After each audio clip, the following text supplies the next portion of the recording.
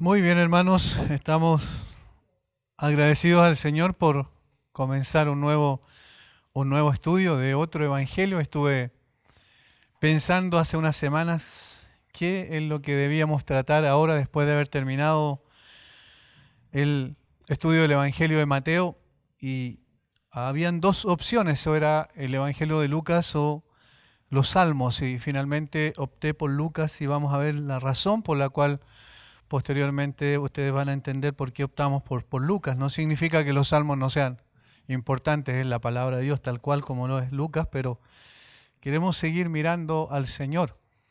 En tiempos difíciles como los que estamos viviendo, el Salmo 11 manifiesta una preocupación de David, una preocupación muy grande por lo que estaba pasando. Y él comienza el Salmo con una afirmación y luego con una pregunta que después explica cuáles son las razones de ellas y la respuesta en definitiva. Dice: en Jehová he confiado. Esa es la afirmación y esta es la pregunta. Y es una pregunta hacia sí mismo. ¿Cómo decís a mi alma que escape al monte cual ave? ¿Debemos escapar de los problemas? ¿Debemos alejarnos de los problemas, de las dificultades? Y él dice la razón por la cual hace esa pregunta: porque he aquí los malos tienden el arco, disponen sus saetas sobre la cuerda para asaetear en oculto a los rectos de corazón. Si fueren destruidos los fundamentos, ¿qué ha de hacer el justo?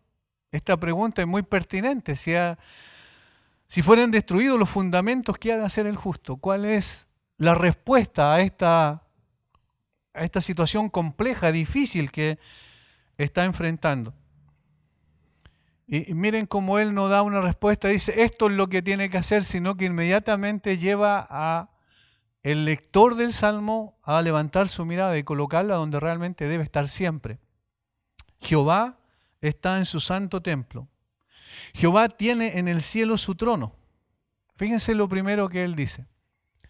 Si son destruidos, o si fueren destruidos los fundamentos, ¿qué ha de hacer el justo? Jehová está en su santo templo. En otras palabras, si las cosas son tan difíciles y complejas aquí mientras estamos en la tierra, levanta tu mirada y colócala en el Señor. Porque a pesar de la agitación que hay aquí en esta tierra, a pesar de las dificultades, de las aflicciones, de las situaciones complejas como la que estamos viviendo socialmente nosotros, hay alguien que todavía sigue reinando y sigue gobernando y tiene su trono firme y estable. Jehová está en su santo templo. Es un presente continuo, siempre está y siempre estará. Jehová tiene en el cielo su trono, autoridad, poder, gobierno, soberanía. Sus ojos ven, sus párpados examinan a los hijos de los hombres. Fíjense lo que dice, que el Señor no solo está sentado en su trono gobernando con un poder y autoridad absoluta, sino que también Él está observando, está examinando el corazón de las personas. Sus ojos ven, sus párpados examinan a los hijos de los hombres. Hay una intención de poder evaluar lo que está pasando aquí en la tierra. Jehová prueba al justo, pero al malo y al que ama la violencia, su alma los aborrece.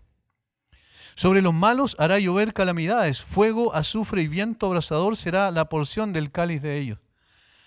Porque Jehová es justo y ama la justicia, el hombre recto mirará su rostro.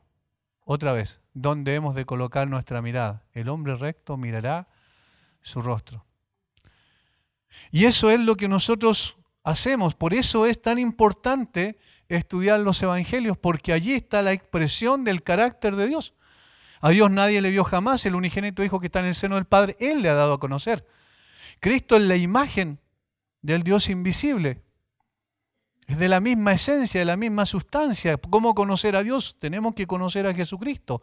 ¿Cómo saber que todo está bien y a pesar de las cosas que vemos nosotros aquí en la tierra horizontalmente, el Señor sigue estando en su trono? ¿Cómo podemos conocer mejor a Dios? ¿Cómo podemos entonces descansar mejor en Dios? ¿Quién tiene el consuelo, la fortaleza? ¿Dónde está la paz? ¿Dónde está la alegría y el gozo de nuestro corazón, evidentemente en el Señor.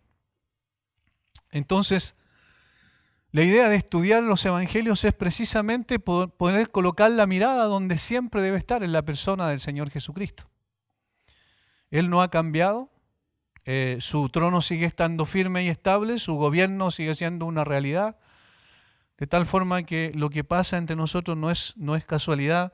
El Señor tiene algo que quiere decirnos también a nosotros como iglesia, y nosotros necesitamos estar colocando la mirada fija en el Señor y no siendo permeado por ideologías y filosofías que nacen en corazones de hombres y que no buscan otra cosa. Todo lo que viene del hombre es peligroso, no buscan otra cosa más que la destrucción. Porque eso es el corazón del hombre, es engañoso y además dice la Biblia es perverso. De tal forma que mirando al Señor vamos a ver con más claridad y vamos a interpretar de mejor forma los acontecimientos, no solo actuales, sino siempre, permanentemente aquí en la tierra.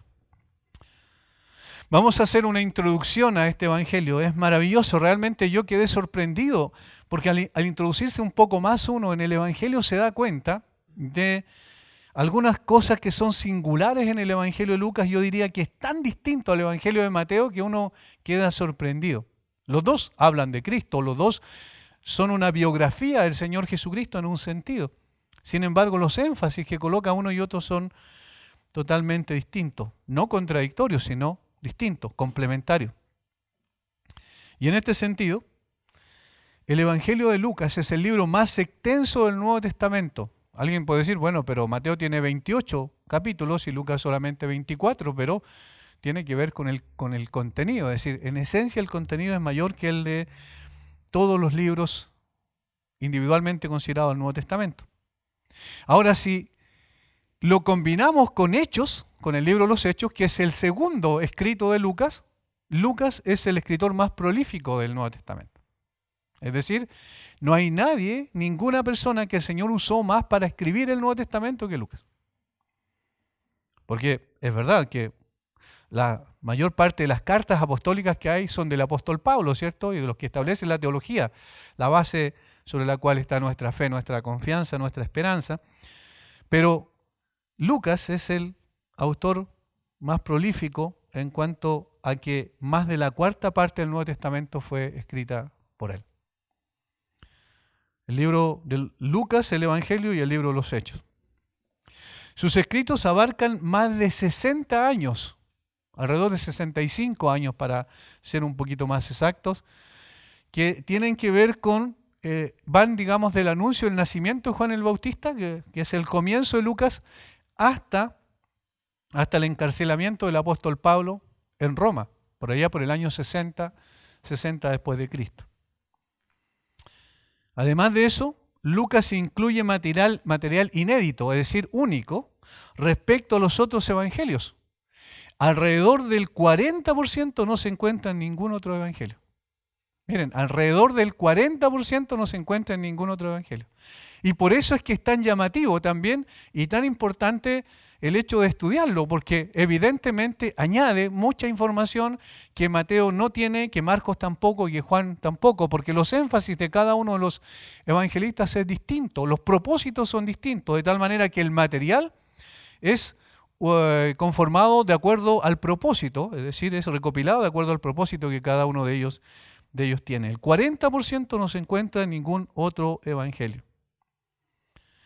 El mismo autor, Lucas, es prácticamente desconocido. Solamente 3 versículos bíblicos en todo el Nuevo Testamento hablan de él por nombre. Solamente 3, veamos los 3, para poder ver un poquito quién era Lucas, porque tenemos muy poco conocimiento respecto a quién es él. Colosenses capítulo 4, versículo 14. Colosenses 4, 14. En las salutaciones finales, típica, propia de las cartas apostólicas, el apóstol Pablo dice, os saluda Lucas, el médico amado, y demás. No dice nada más. Os saluda Lucas, el médico amado. Y ahí por eso nos enteramos que es médico. Y que además era muy amado por el apóstol Pablo, era uno de sus compañeros de viaje, y ahí vamos a ver después de dónde sacamos esa esa conclusión. Por otra parte, en 2 de Timoteo, la última carta que escribe el apóstol Pablo antes de que vaya a ser ejecutado, ya en su segundo encarcelamiento en Roma, 2 de Timoteo capítulo 4, versículo 11, también hay una alusión a Lucas. Dice, solo Lucas está conmigo. Toma a Marcos y tráele contigo porque me es útil para el ministerio. Solo Lucas está conmigo. Nada más, dice Pablo. Es decir, es un compañero o era un compañero del apóstol Pablo que no solo estuvo con él en los viajes, sino también estuvo con él en sus respectivos encarcelamientos. Estuvo acompañando y sirviendo al apóstol en esas circunstancias. Algunos teólogos dicen que probablemente Lucas era, en un sentido, el médico personal de Pablo también, es decir, lo ayudó desde esa perspectiva, la perspectiva profesional. Por último, el último texto donde aparece directamente el nombre del escritor es Filemón 24. Sabemos que Filemón tiene un solo capítulo, por tanto, hablamos del versículo 24 en ese sentido. También en los saludos finales y bendición final dice Pablo, Marcos, Aristarco, Demas y Lucas, mis colaboradores. Fíjense cuántas cosas sacamos del autor, muy pocas, que era médico, que era amado por Pablo, que era compañero de las prisiones de Pablo y era su colaborador. Eso se puede decir nada más. Es interesante que eso también muestra de alguna manera el carácter humilde de Lucas. En ninguna parte de sus escritos él se menciona a sí mismo.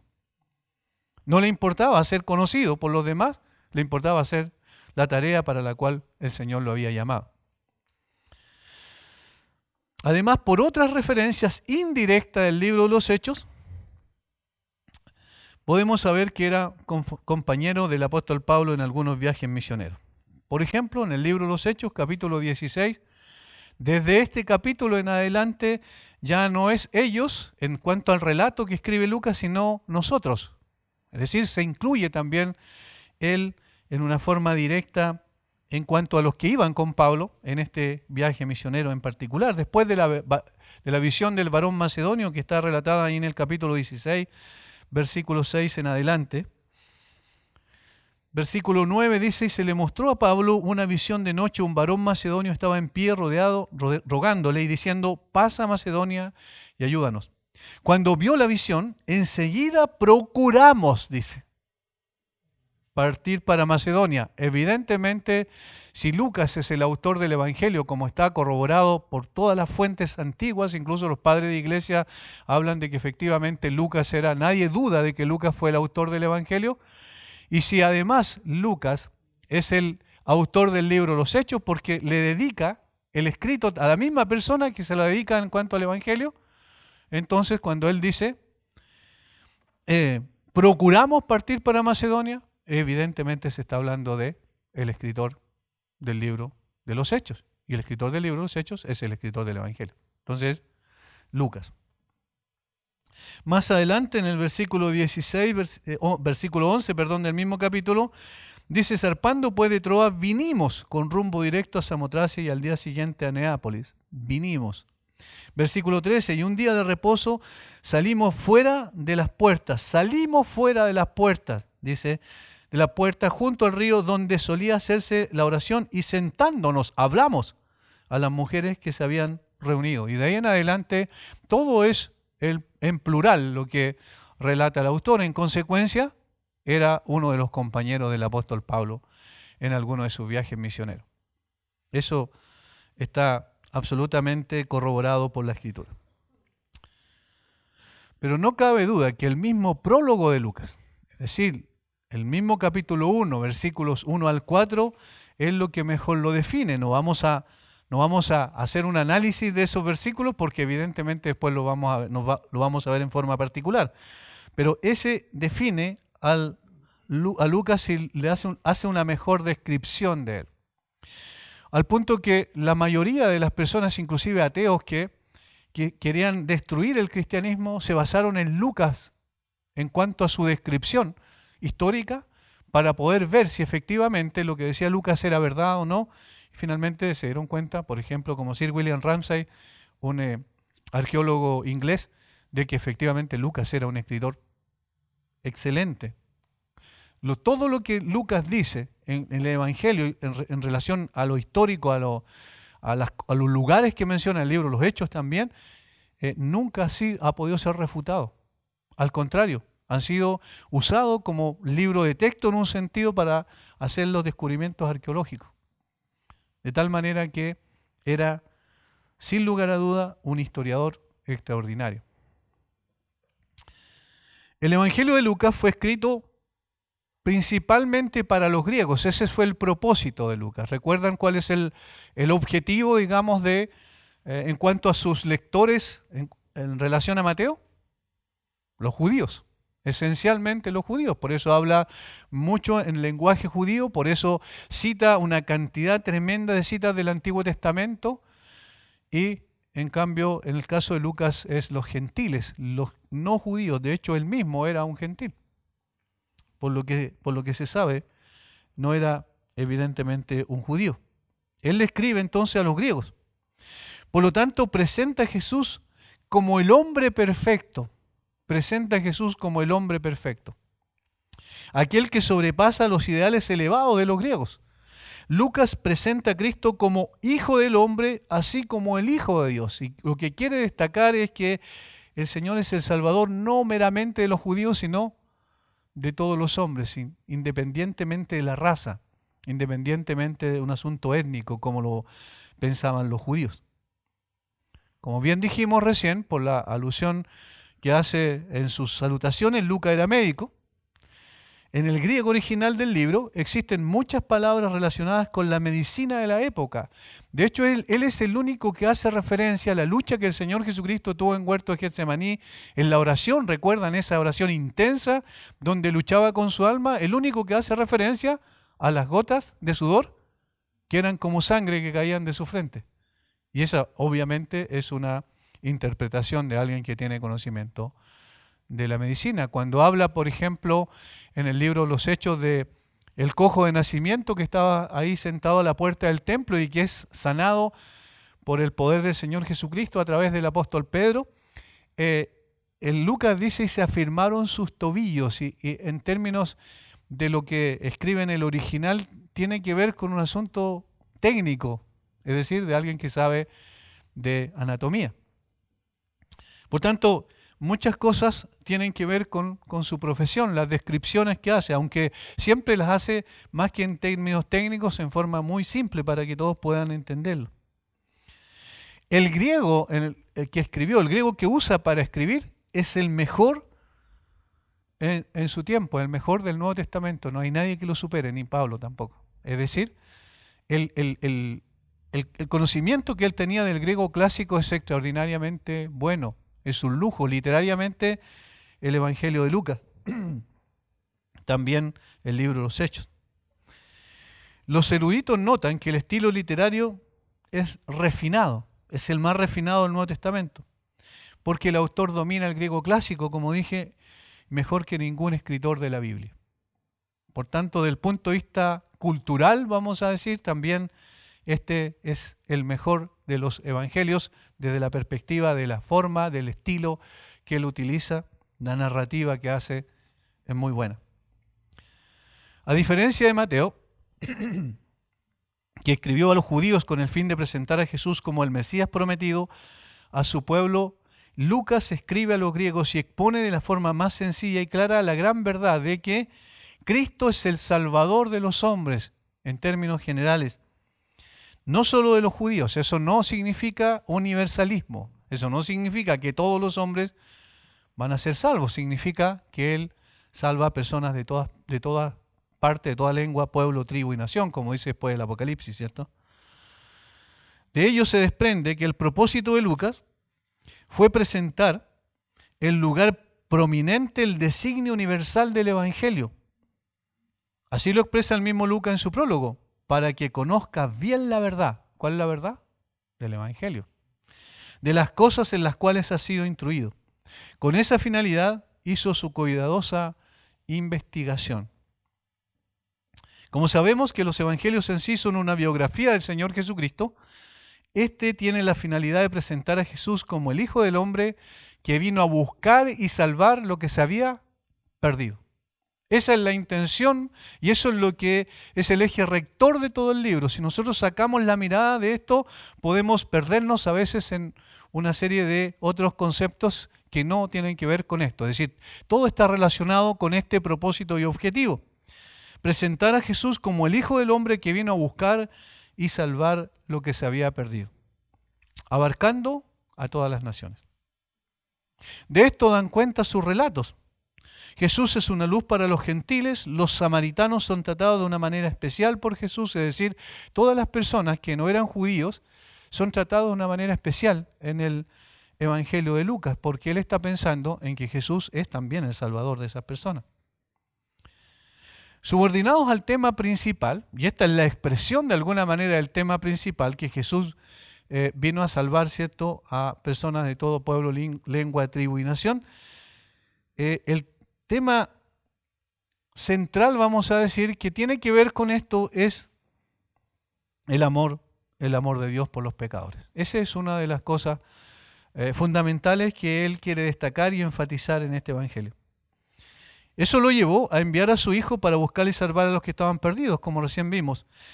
Se preocupa especialmente de mostrar el amor de Jesús por aquellos que eran marginados del sistema religioso y social en Israel. Fíjense que ese es interesante. Ese es uno de los énfasis que no tiene, por ejemplo, Mateo.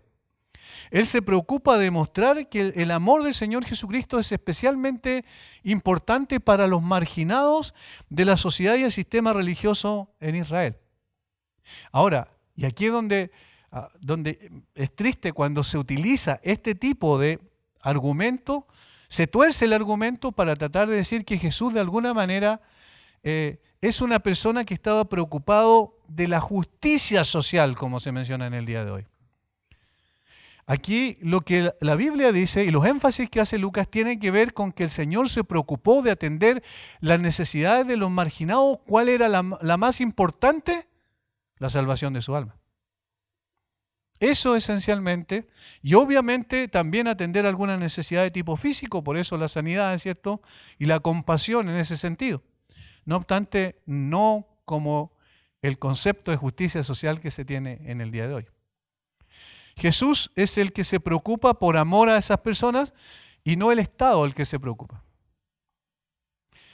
Es la persona del Hijo de Dios que expresa el amor de Dios a esas personas marginadas y no es un ente externo.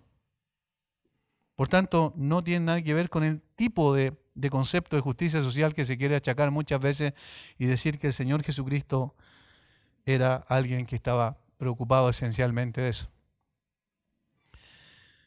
¿Implica que la iglesia tiene que tomar eso como un principio? Por supuesto que sí. Implica que, por ejemplo, la solidaridad es una situación de tipo, digamos, del corazón de cada creyente. Por supuesto que sí, esos son principios aplicables, sin duda.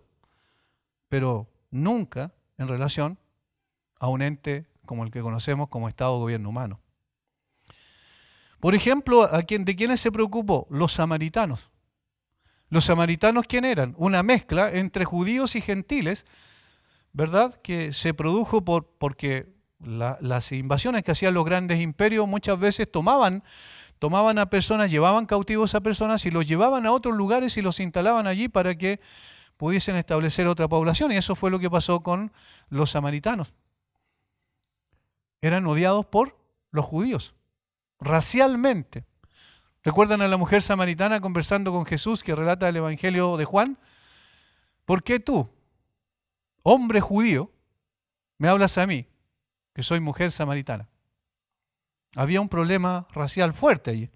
Y entonces los judíos odiaban a los samaritanos odiaban a los judíos. También los gentiles en general. Cuando el Señor Jesucristo finalmente sanó a la hija de una mujer, ¿recuerdan?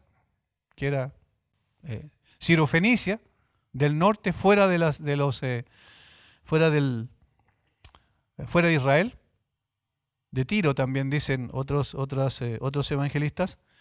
Evidentemente el Señor Jesucristo estaba probando la fe de esa mujer y cuando le dice que el Señor Jesucristo tratando de mostrarle a ella misma lo que había en su propio corazón en cuanto a su confianza en el Señor, le dice que los amos se sientan a la mesa, ¿cierto? Y los perrillos no deben comer de lo que es para los amos.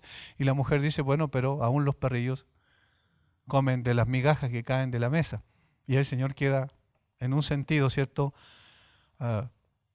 impactado por la fe de la mujer, y dice, bueno, evidentemente ni en Israel he visto una fe como la de esta mujer, así que sanó a su hija. Esa era una mujer gentil. También las mujeres, más adelante vamos a ver cómo es increíble cómo se preocupa de las mujeres en una manera especial, cómo levanta a la mujer y le da otro estatus, hablando de la forma en que el Señor Jesucristo las trata. Lucas refleja eso.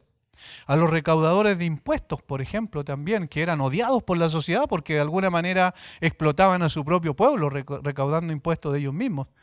Y además eran ladrones porque, si bien sabemos, se echaban dinero al bolsillo. Y a los leprosos, que los leprosos socialmente eran destituidos, incluso desde el punto de vista de la familia, tenían que salir fuera y no podían, ¿verdad? Nadie ni siquiera tocarlos y al estar a 3 metros mínimo, cuando se viera un leproso tenía que el leproso gritar, levantar sus manos y decir inmundo, inmundo 3 veces. De tal manera que eran también despreciados por la sociedad. El Señor Jesucristo se preocupó de todos ellos. Estas personas despreciadas por todos eran amadas por Jesús y ese es el énfasis de Lucas. Y obviamente todo aquel que se arrepintiera era perdonado. Alguien escribió, Lucas es un evangelio muy personal. Observamos a muchos individuos teniendo encuentros personales con Jesús que transformaron sus vidas. Personas que muchas veces eran marginadas y rechazadas por la sociedad religiosa, mujeres, extranjeros, enfermos, perdidos, quebrantados, pobres, necesitados, personas en sufrimiento, indefensos y despreciados.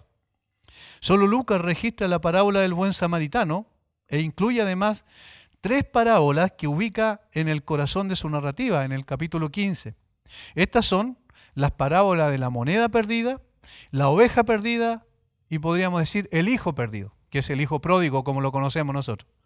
Pero fíjense que el tema es el mismo en las 3. Y Lucas es el único que menciona estas parábolas. 2 al menos de ellas son propias solamente de Lucas. Las 3 destacan el mensaje central del libro que puede ser resumido en las palabras de Jesús. Pues el Hijo del Hombre vino a buscar y a salvar a los que estaban perdidos. Lucas 19:10. De tal manera que el amor universal, el amor que se extiende más allá de una raza, más allá de un país, de una país políticamente hablando, ¿cierto? De una nación étnicamente hablando, el Evangelio se manifiesta a todas las naciones. Lucas quiere destacar eso y a todas las personas, independiente de su condición social o racial. El segundo tema esencial en Lucas es el perdón a los que se arrepienten. Igual es un tema importante como expresión del amor de Jesús, por supuesto. Todo aquel que se arrepiente va a ser perdonado. Hay algunos versículos bíblicos que quizás es bueno apuntar. Capítulo 5, versículos 20 al 25, por ejemplo. Al ver en la fe de ellos, le dijo, hombre, tus pecados te son perdonados, en el contexto de la sanidad del hombre que era paralítico. Entonces los escribas y los fariseos comenzaron a cavilar diciendo, ¿quién es este que habla blasfemias? ¿Quién puede perdonar pecados si no solo Dios? Jesús entonces, conociendo el pensamiento de ellos, respondiendo les dijo, ¿qué caviláis en vuestros corazones? ¿Qué es más fácil decir, tus pecados te son perdonados, o decir, levántate y anda? Pues para que sepáis que el Hijo del Hombre tiene potestad en la tierra para perdonar pecados, dijo al paralítico, a ti te digo, levántate, toma tu lecho y vete a tu casa. Y así hay una serie de versículos, 6:37, 7:41 al 50, 11:4, 12:10, 17, 3 y 4, una cantidad de versículos que hablan sobre el perdón. Digno de consignar en la escena en el hogar de Simón el fariseo. Y esta sí que es interesante poder ver. Capítulo 7, versículo 36 al 48. No vamos a hacer un análisis de todo, pero para que ustedes vean el énfasis de Lucas en cuanto al perdón. Esto no aparece en ninguno de los otros evangelios. Este es material exclusivo de Lucas. Fíjense. Uno de los fariseos rogó a Jesús que comiese con él, y habiendo entrado en casa del fariseo, se sentó a la mesa. Entonces una mujer de la ciudad, que era pecadora, al saber que Jesús estaba a la mesa en la casa del fariseo, trajo un frasco de alabastro con perfume. Y estando detrás de él a sus pies, llorando, comenzó a regar con lágrimas sus pies y los enjugaba con sus cabellos y besaba sus pies y los ungía con el perfume. Cuando vio esto, el fariseo que le había convidado, dijo para sí: si fuera profeta, conocería quién y qué clase de mujer es la que le toca, que es pecadora. Entonces respondiendo Jesús le dijo: Simón, una cosa tengo que decirte. Y él le dijo: di, maestro. Un acreedor tenía 2 deudores, el uno le debía 500 denarios y el otro 50. Y no teniendo ellos con qué pagar, perdonó a ambos. Di pues, ¿cuál de ellos le amará más? Respondiendo Simón dijo: pienso que aquel a quien perdonó más. Y él le dijo: rectamente has juzgado. Y aquí viene la aplicación.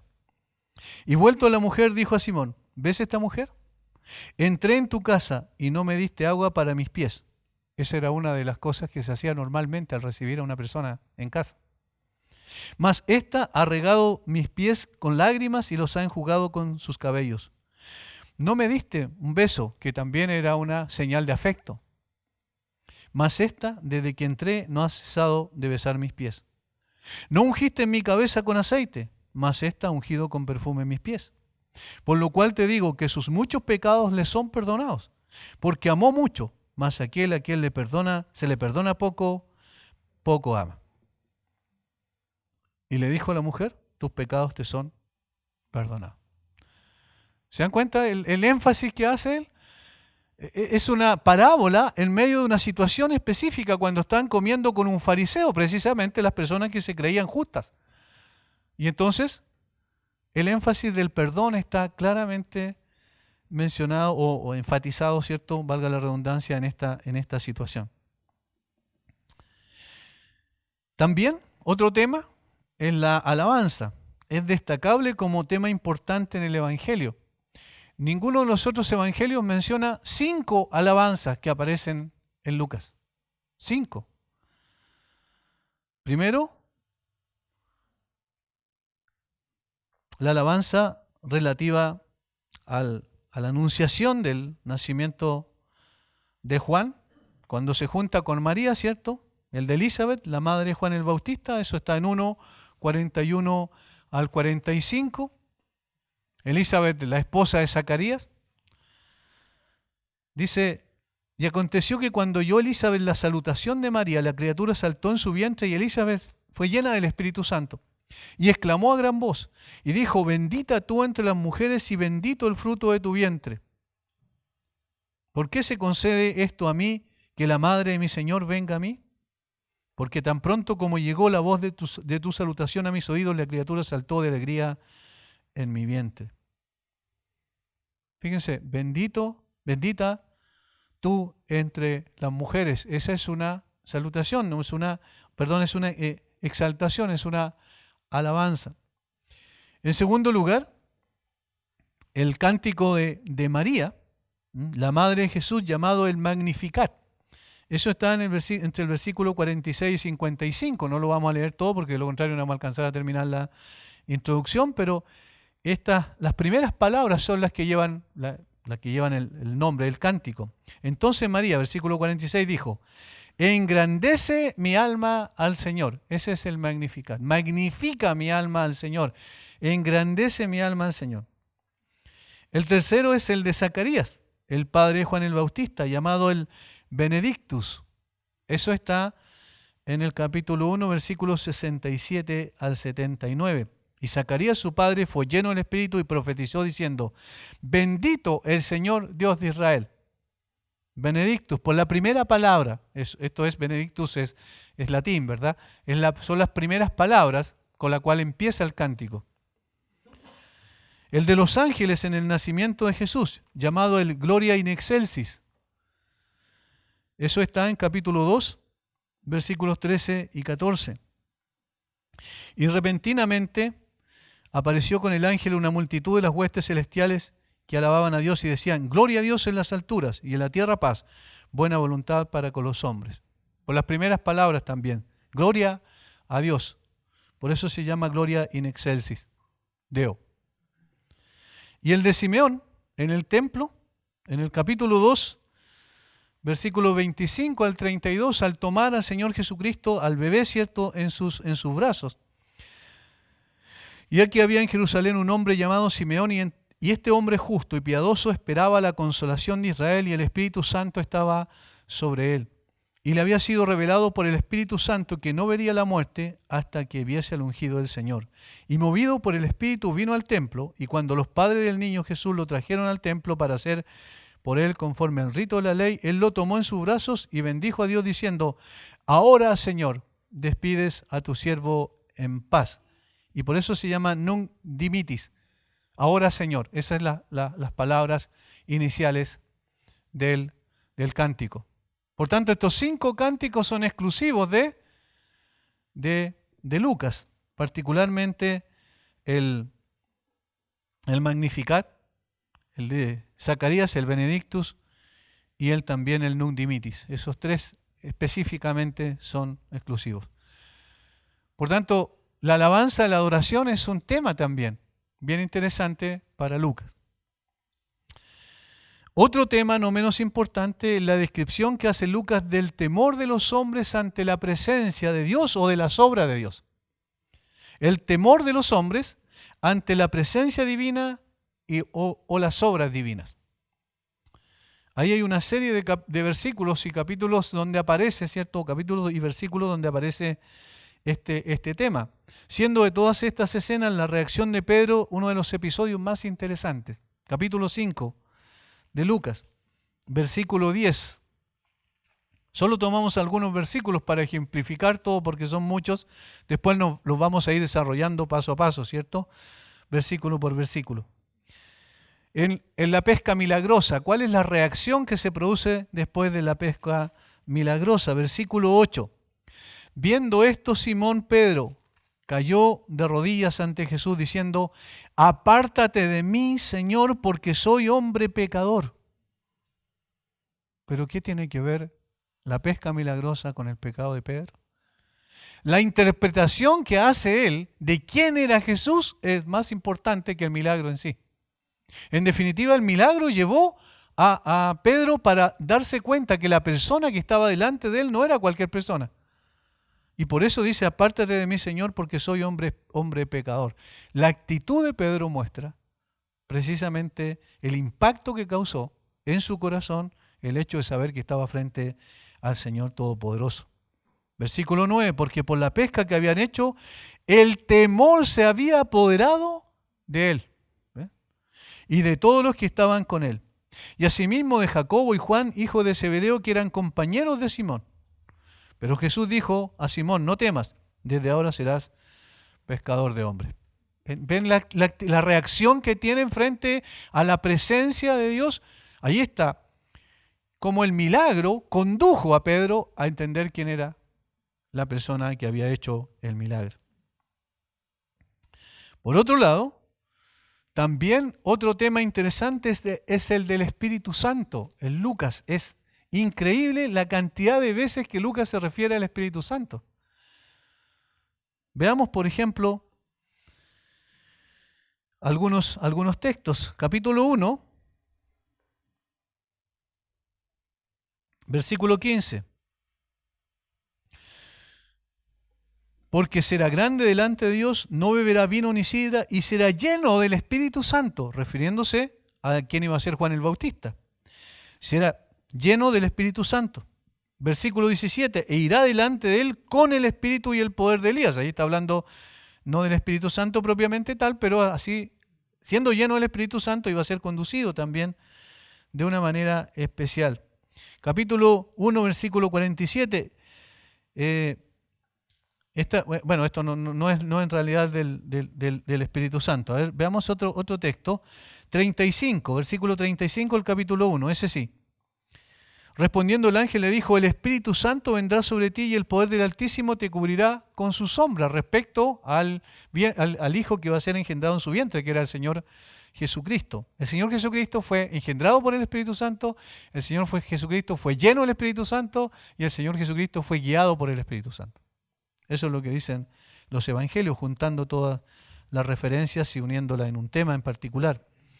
En el versículo 41, otra vez, y aconteció que cuando oyó Elizabeth la salutación de María, la criatura saltó de su vientre y Elizabeth fue llena del Espíritu Santo. Versículo 67, y Zacarías su padre fue lleno del Espíritu Santo. Capítulo 2, versículo 25 al 27. Y aquí había en Jerusalén un hombre llamado Simeón, y este hombre justo y piadoso esperaba la consolación de Israel, y el Espíritu Santo estaba sobre él, y le había sido revelado por el Espíritu, y movido por el Espíritu, versículo 27. Es decir, hay un énfasis grande en cuanto a la obra del Espíritu Santo. Por eso este mismo es el que escribe respecto al Señor Jesucristo en el libro de los Hechos, capítulo 1, versículo 8, ¿recuerdan? Pero recibiréis poder cuando haya venido sobre vosotros el Espíritu Santo. Hay un énfasis en la guía, la conducción, la llenura del Espíritu Santo para hacer la obra de Dios. Así hay muchos versículos más y lo vamos a ir viendo en la medida que desarrollemos más específicamente este libro. También eso se ve plasmado en el libro de los Hechos, como dije. Por otro lado, también tenemos el tema de la oración. Esto es muy interesante. El tema de la oración es otro de los énfasis de Lucas. Especialmente el registro de las oraciones de Jesús. Veámosla, a ver si tenemos el tiempo cada una de ellas porque son muy interesantes. Capítulo 3, versículo 21, por ejemplo. En el bautismo del Señor Jesucristo, aconteció que cuando todo el pueblo se bautizaba, también Jesús fue bautizado y orando el cielo se abrió. Pero si nosotros vemos la referencia de Mateo, del mismo hecho, la referencia de Marcos y la referencia de Juan, ninguno dice que estaba orando. Ahora, no es porque no estaba orando, no porque los otros se equivocaron, sino que el énfasis de Lucas lo lleva a saber por la investigación que le hizo que Jesús estaba orando en ese momento. Entonces es singular, ¿se fijan? El capítulo 5, versículo 16, ahora. Después de sanar a un leproso, dice, mas él se apartaba a lugares desiertos y oraba. Capítulo 6, versículo 12. Esto es muy interesante. En aquellos días él fue al monte a orar y pasó la noche orando a Dios, y cuando era de día llamó a sus discípulos. Eso está en Marcos capítulo 3, versículo 14, y allí, en ese versículo, no aparece que Jesús estaba orando. Pero Lucas da la referencia de que Jesús estuvo orando, y no solo un momento, estuvo orando toda la noche antes de llamar a sus discípulos y establecerlo como apóstoles. Eso es muy interesante. Toda la noche estuvo orando. También cuando hizo a sus discípulos la pregunta más importante respecto a su identidad, capítulo 9, versículo 18. Esto tampoco aparece en ninguno de los otros evangelios, esta parte específica. Aconteció que mientras Jesús oraba, aparte, estaban con él los discípulos y les preguntó diciendo, ¿quién dice la gente que soy? La pregunta sobre su identidad. En Cesarea de Filipo estaban. Y dice, aconteció que mientras Jesús oraba, Lucas es el único que habla sobre ese hecho. El único que habla sobre ese hecho, sobre la oración. Los otros relatan el acontecimiento, como vimos en Mateo, pero no el hecho de que Jesús estaba orando. De la misma manera, cuando llevó a 3 de sus discípulos al monte donde se transfiguró.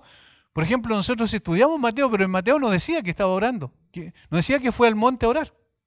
Pero miren, el capítulo 9, versículo 28 y 29. Aconteció como 8 días después de estas palabras que tomó a Pedro y a Juan y a Jacobo y subió al monte a orar. Específicamente ese era el propósito. Iba al monte a orar. Y entre tanto que oraba, la apariencia de su rostro se hizo otra y su vestido blanco y resplandeciente. ¿Ven? A mí me llama la atención eso, que Él enfatice precisamente la oración del Señor Jesucristo cuando los otros no hacen eso. Capítulo 11, versículo 1. Aconteció que estaba Jesús orando en un lugar y cuando terminó uno de sus discípulos le dijo, Señor, enséñanos a orar. Pero si vemos a Mateo y a Marcos, no en ninguna parte aparece que Jesús estaba orando. Cuando los discípulos le dijeron, enséñanos a orar. ¿Recuerdan la famosa oración del Padre Nuestro que le enseñó? Pero aquí dice que Jesús estaba orando. Y de allí también probablemente uno entiende mejor el interés de sus discípulos para saber cómo orar. Y él le explicó el Padre Nuestro.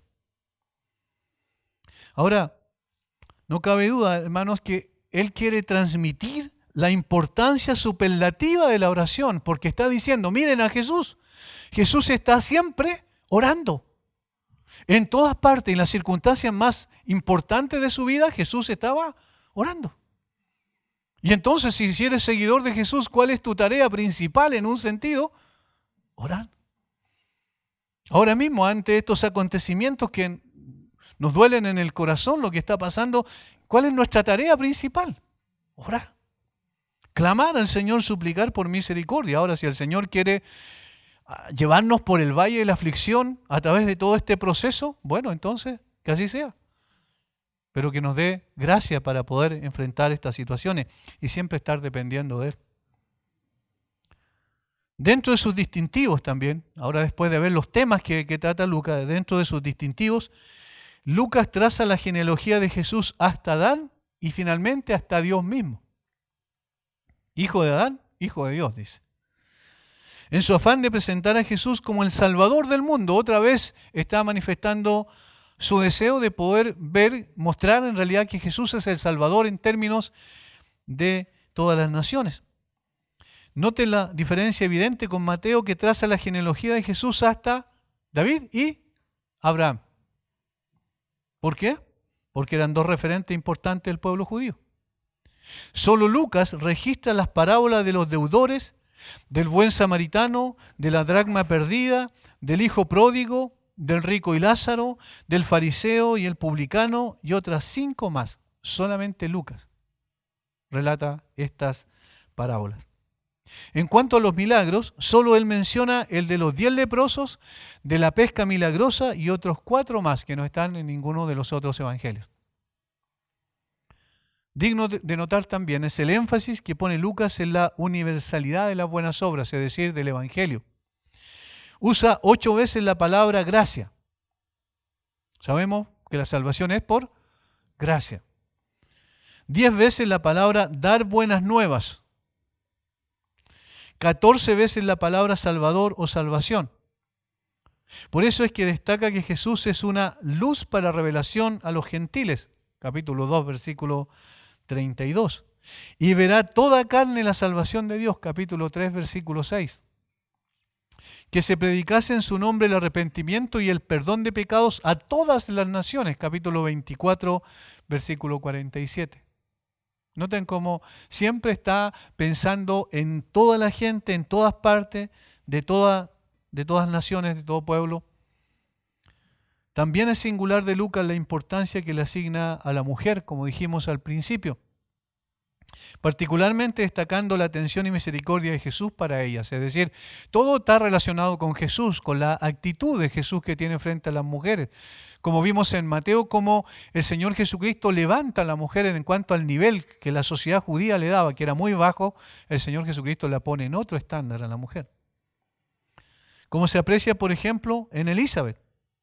María y Marta, las hermanas de Lázaro, la madre de Jesús, María, la viuda en el templo, que esperaba hacía un montón de tiempo, ¿cierto?, que llegara el Mesías. Las mujeres que lo acompañaban y lloraban cuando era llevado a la cruz. En los otros evangelios no hablan de eso. Lucas sí, habla de esas mujeres. De igual modo presta una especial atención a los pobres, los despreciados, como dijimos, y otros marginados por la sociedad y especialmente por los religiosos de ese tiempo. Gran parte del material singular de Lucas lo encontramos entre los capítulos 9:51 a capítulo 18, versículo 14. Esta es una de las partes más extensas en cuanto a material inédito, es decir, que no están en los otros evangelios que Lucas registra aquí. Es uno de los relatos más extraordinarios. Es el corazón del evangelio de Lucas, dicen los teólogos. Y muestra un tema que Lucas enfatizó a lo largo de su narración: la progresión inevitable de Jesús hacia la cruz. Esos capítulos 9, versículos 51 a 18, versículo 14, Lucas relata el caminar de Jesús desde Galilea hasta Jerusalén, hasta llegar finalmente a la cruz. Por eso es significativo este material, y lo vamos a ver cuando lo desarrollemos en forma particular. No perdamos de vista ese hecho que es único de Lucas, la mayor parte de este material. Este fue el propósito mismo para el cual Cristo había venido a la tierra. Ese es el énfasis que se le da, porque Él vino a buscar y a salvar lo que se había perdido. Y Él no iba a ser detenido en su proceso, en su caminar hacia esa cruz para salvar al hombre perdido. La salvación de los pecadores fue su entera misión. A esta sección se le ha llamado diario de viaje, el diario de viaje, refiriéndose al viaje de Jesús a Jerusalén y particularmente a la cruz. Ahora notan que el evangelista sabe y entiende que lo más importante en cuanto a la persona de Jesús es evidentemente su tarea, su propósito sublime, su propósito divino de venir a salvar al hombre perdido. Ese es el problema más grande del hombre, no hay otro problema. La verdadera justicia solamente se encuentra en Jesucristo.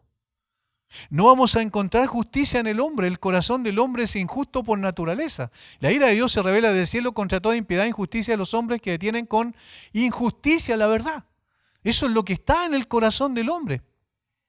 Yo le decía a unas personas el otro día también, mira, si incluso los creyentes, los mejores creyentes, los hombres más piadosos que tenemos, llegaran a constituir gobierno, igual sería injusto. Porque somos hombres. La única justicia verdadera está en la persona del Señor Jesucristo. ¿Y cómo uno llega a entender eso? Porque naturalmente tampoco lo entiende. ¿Cómo llega a entenderlo eso? Cuando el Señor Jesucristo abre sus ojos. Cuando tiene un encuentro personal con Él, cuando el Señor sale a nuestro encuentro, como salió en el caso de Pablo camino a Damasco, y entonces somos transformados por el poder de Dios allí. Llegamos a entender y a tener una visión distinta de las cosas. Y decimos, no, la justicia se encuentra en Jesucristo y no en nosotros, ni en ninguna otra persona. Por eso los pedidos, ¿cierto?, de justicia social son un poco extraños, porque si esas mismas personas que están gritando por justicia social estuvieran en el poder, tampoco podrían hacerlo. Ahora, no significa que los gobiernos no puedan mejorar, por supuesto que sí, pero desde el punto de vista de la perspectiva bíblica, la única justicia adecuada es la persona de Cristo. Desde allí vemos las cosas en forma distinta. Como conclusión, entonces, ¿qué podemos decir respecto a esto? Y esta es una cita también de otros hermanos que hacen esta conclusión y me parece muy, muy interesante. Fíjense, de los evangelios, dicen, este es el más cercano a una biografía de Jesús. Lucas era médico, con un interés especial en cuestiones de su profesión.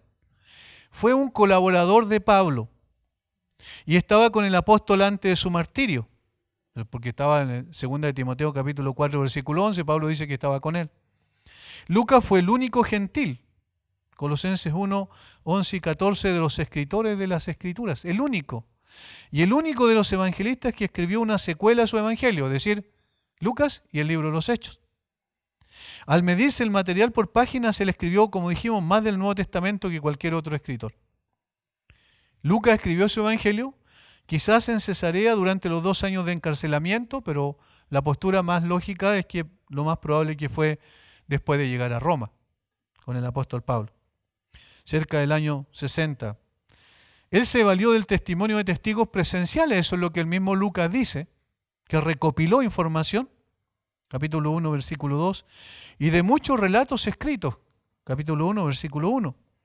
como también de la tradición oral, es decir, de lo que se estaba pasando de boca en boca a medida que iba avanzando el testimonio de lo que ocurrió con la persona y la obra del Señor Jesucristo.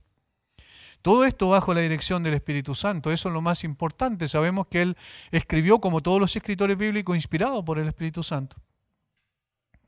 El Evangelio de Lucas, el recipiente inmediato del Evangelio de Lucas fue Teófilo, nombre que significa amigo de Dios, otros dicen amado por Dios.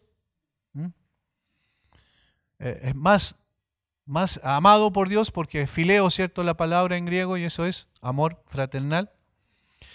Probablemente él haya sido un importante oficial romano, por eso le dice el excelentísimo Teófilo, una persona de un rango importante dentro de la sociedad, y quizás un convertido del mismo Lucas. Los escritos de Lucas fueron especialmente para los griegos, muchos de los cuales acababan de venir a la fe en Cristo. Su evangelio es universal, entonces, en cuanto a la extensión y al alcance. Solo él, de los escritores de los evangelios, menciona a la viuda de Sidón, por ejemplo. Naamán de Siria, el buen samaritano, los tiempos de los gentiles, capítulo 21, versículo 24. Sus comentarios acerca de los recaudadores de impuestos son positivos. No en el sentido que avale lo que hacían, sino en el sentido de no hablar mal de ellos, como lo hacían, por ejemplo, los fariseos, que desdeñaban absolutamente a este tipo de personas. Lucas proporciona enseñanzas doctrinales. Es el primer escritor del Nuevo Testamento que introduce el tema de la redención. En 1.68, 2.38, también no tenemos tiempo para tomar esos versículos porque es una introducción nada más. Presenta a Jesús como el Mesías también, citando a Zacarías 6.12, un verdadero pariente redentor para la humanidad que cumple la ley de la redención. Recuerden el pariente redentor, Levítico 25, 23 al 55, donde la idea de redimir ocurre 15 veces. También ilustra la justificación por la fe. ¿En qué confió el publicano de la parábola del fariseo y el publicano? Solamente por la fe confió que el Señor lo podía perdonar. Ten compasión de mí, o sé propicio a mi pecado, ¿recuerda? La oración, como dijimos hace un momento, se enfatiza, la alabanza predomina en su evangelio, y las mujeres y los niños son mencionados con respeto siempre cuando son mencionados en su evangelio. Después de su clásico prefacio, y aquí podríamos hacer una especie de de bosquejo de todo el libro. Esta es una buena insinuación de un bosquejo, porque los bosquejos no son dogmas. Depende, ¿cierto?, del análisis de cada uno que hace, va haciendo un bosquejo que es un ordenamiento esencialmente para el mismo estudio. Pero este me parece bien bueno. 1 al 4 es el prefacio. Lucas dedica luego una sección larga a Juan el Bautista, el antecesor del Redentor. ¿Desde qué capítulo y versículo? Capítulo 1, versículo 5 al versículo 80. Allí se refiere al antecesor del Redentor, Juan el Bautista. Luego viene la preparación del Redentor, su nacimiento, bautismo, genealogía y tentación. Capítulo 2, versículo 1 al capítulo 4, versículo 13. Ahí, para que lo puedan registrar. Capítulo 2, versículo 1 al capítulo 4, versículo 13. Eso es la preparación del Redentor, su nacimiento, bautismo, genealogía y tentación. Luego, la presentación del Redentor comienza con su ministerio público en Galilea cuando Jesús inicia su labor. Capítulo 4, versículo 14 al versículo 44.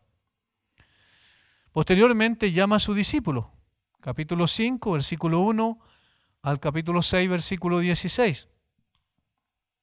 Y concluye ministrando en el norte del país. Capítulo 6, versículo 17 al capítulo 9, versículo 50. Allí se acaba su tiempo en el norte en cuanto al relato, en Galilea, ¿cierto? Lucas continúa presentando luego a Jesús camino a Jerusalén. Y eso es capítulo 9, versículo 51 al capítulo 19, versículo 28. Capítulo 9, versículo 51 al capítulo 19, versículo 28. Ahí donde está mostrando el camino de Jesús hacia Jerusalén. Dentro de esta parte del viaje se registran